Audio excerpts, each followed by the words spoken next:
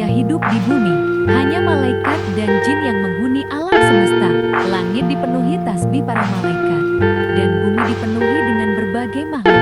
Namun, Allah SWT telah menetapkan sebuah rencana besar.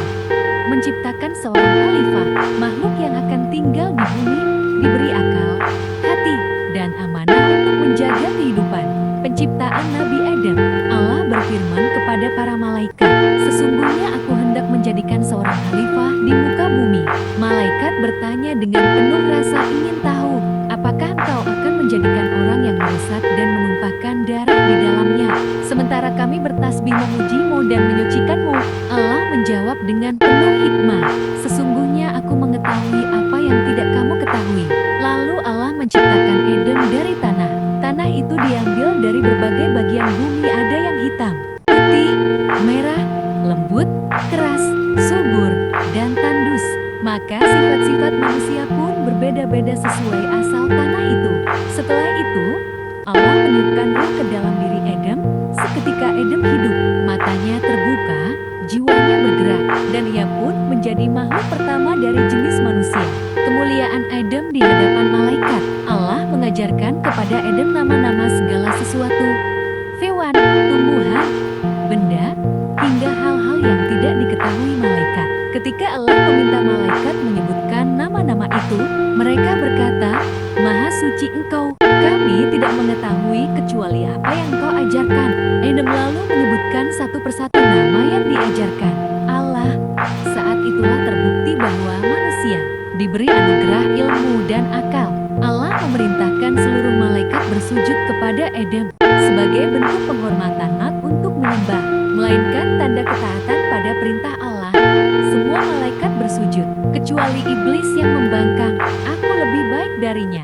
Engkau ciptakan aku dari api, sedang dia dari tanah," kata iblis dengan sombong. Karena kesombongan itu, ia diusir dari surga, menjadi musuh bagi Adam dan seluruh keturunannya.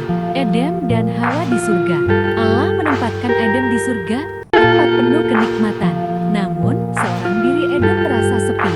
Maka Allah menciptakan seorang pendamping dari tulang rusuknya, yang kemudian diberi nama Hawa. Mereka hidup bersama dalam ketenangan. Allah mengizinkan mereka menikmati segala kenikmatan surga, kecuali satu hal: mendekati sebuah pohon tertentu. Namun iblis tidak tinggal diam. Ia berusaha menyesatkan Adam dan Hawa dengan tipu daya dan sumpah dusta.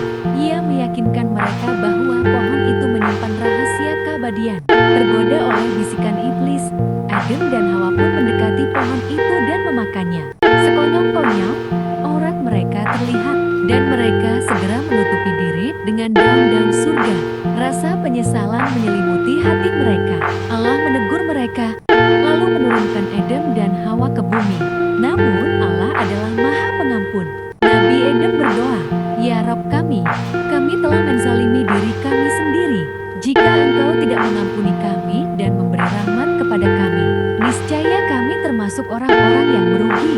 Allah menerima taubat Adam, maka ia pun menjadi manusia pertama, sekaligus nabi pertama di bumi. Kehidupan Nabi Adam di bumi. Di bumi, Adam dan Hawa memulai kehidupan baru. Mereka belajar bercocok tanam, berburu, dan membangun keluarga. Dari keduanya lahirlah anak-anak, yang kemudian menjadi leluhur seluruh umat manusia. Allah memberi Nabi Adam wahyu dan petunjuk agar ia dapat membimbing keluarganya. Adam mengajarkan ketauhidan, mengenalkan bahwa hanya Allah yang pantas disembah. Ia juga menasihati anak-anaknya agar hidup rukun dan taat. Namun, sebagaimana manusia, ada yang taat dan ada yang durhaka. Kisah Kabil dan Habil pun terjadi anak-anak Adam yang mengalami perselisihan hingga membawa pada peristiwa pembunuhan pertama di muka bumi. Peristiwa itu menjadi pelajaran besar bahwa manusia memiliki hawa nafsu yang harus dikendalikan. Wafatnya Nabi Adam. Nabi Adam hidup ratusan tahun. Ia menjalani hidup sebagai nabi, ayah, dan hamba Allah yang penuh dengan taubat. Menjelang wafatnya, ia berpesan agar anak cucunya terus beribadah kepada Allah, menjauhi tipu daya iblis, dan senantiasa hidup dalam kebenaran. Ia wafat dengan tenang dan dimakamkan di bumi yang pernah dijanjikan untuknya menjadi tempat tinggal manusia. Dari keturunannya lahirlah para nabi dan rasul berikutnya. Hingga akhirnya datang Nabi Muhammad SAW